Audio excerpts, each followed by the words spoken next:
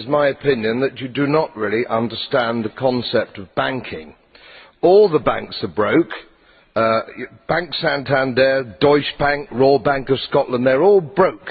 And why are they broke? It isn't an act of God. It isn't some sort of tsunami. They're broke because we have a system called fractional reserve banking, which means that banks can lend money that they don't actually have. It's a criminal scandal, and it's been going on for too long. To add to that problem, you have moral hazard, a very significant moral hazard from the political sphere. And most of the problem starts in politics and central banks, which are part of the same political system.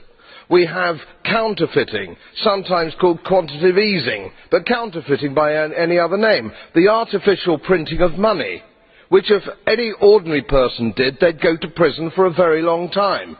And yet governments and central banks do it all the time. Central banks repress the amount of interest that rates are, so we don't have the real cost of money.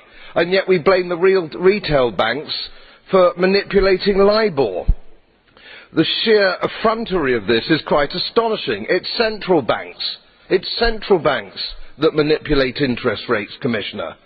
And plus, underneath all this, we talk loosely, in a rather cavalier fashion, do we not, about deposit guarantees.